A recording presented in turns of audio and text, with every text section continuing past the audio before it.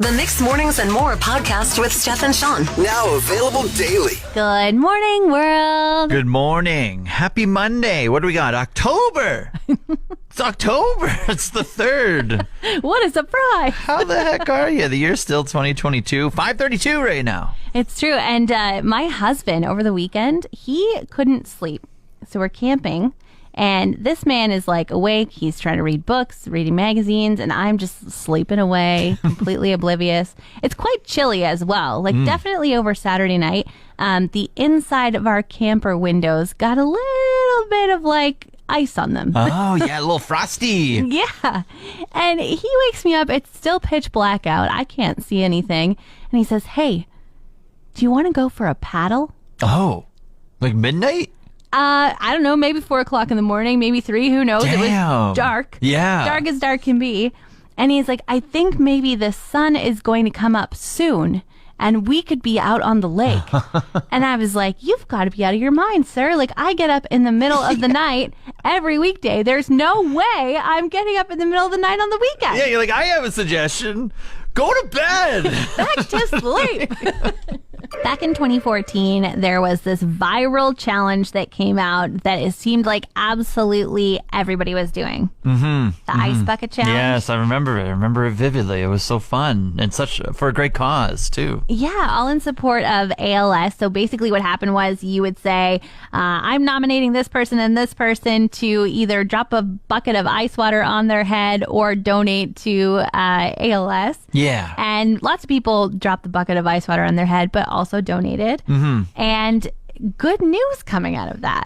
Yeah. It takes years and years, but a ton of good news coming out. Yeah, for sure. So not only did they raise over $115 million for the cause, but as well, $2 million of it went towards funding and testing and getting approved a drug that's now going to help folks who are dealing with ALS to feel a little better and to really help them, not a cure, Yes, but help them deal with it. Yeah, that's what I read as well. It's not a cure, but it slows down the effects and it just lets them live maybe a little bit longer, make life a little bit more enjoyable. ALS is absolutely brutal.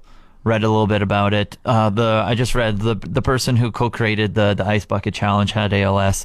They passed away at like the age of 37. I think people who have ALS, they don't live long lives because of the disease itself. And I remember Pete Frates. He was a guy who's in the sports community, got ALS, and he passed away in his 30s as well. So it seems like 30s is kind of like the life expectancy. So hopefully, with the money raised, like you said, over $115 million going towards numerous projects. Only $2 million was towards this drug that just recently got approved. But hopefully over time, we can see that even a fun viral trend like this can turn some good here. Yeah, 8 years later, but still making waves, which is so cool.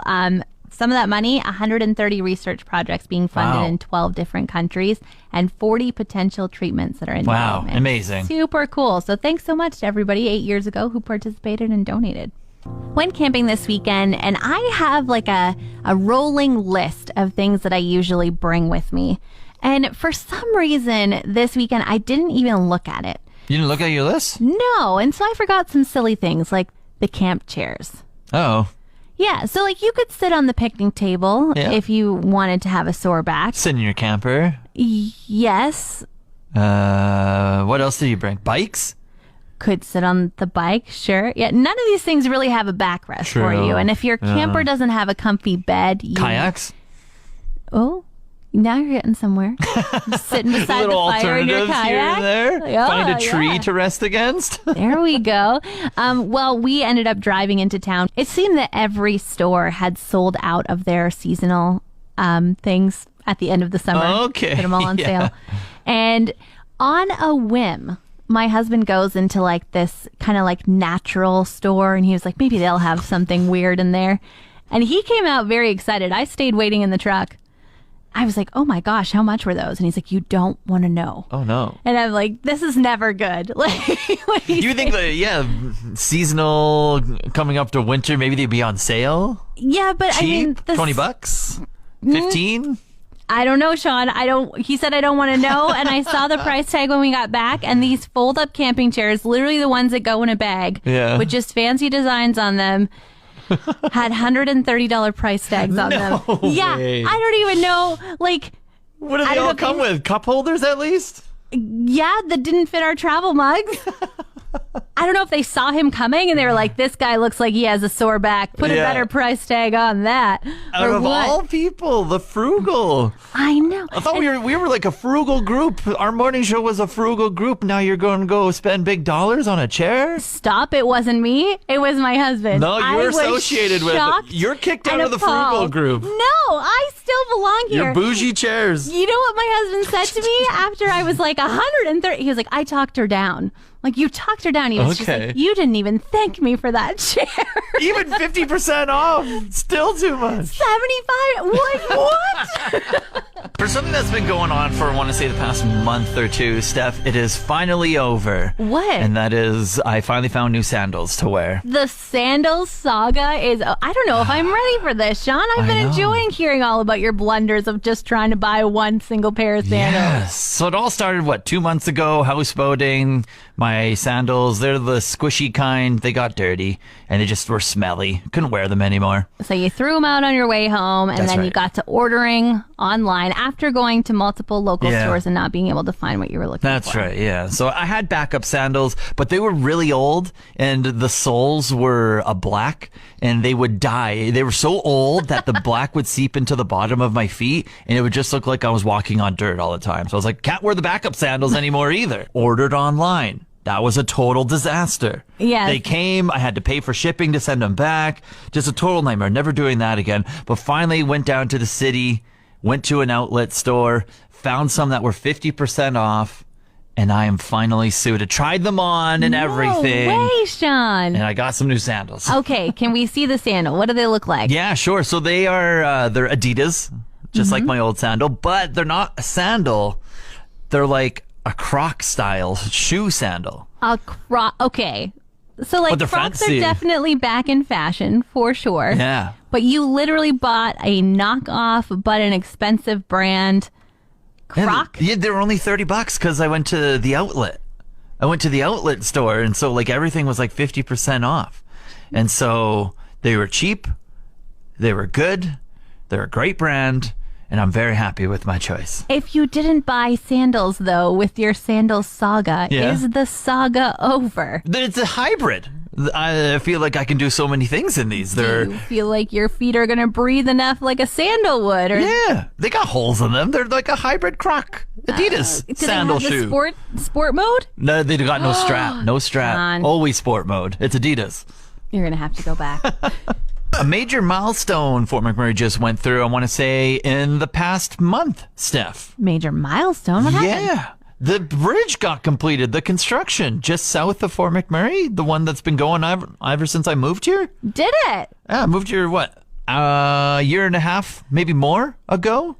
Construction the whole time. You would always have to cross over, single lane, cross back, bridge under construction. Well, I just went down to the city for the first time in a month over the weekend. Done. You're kidding. Did you notice? No. You also left.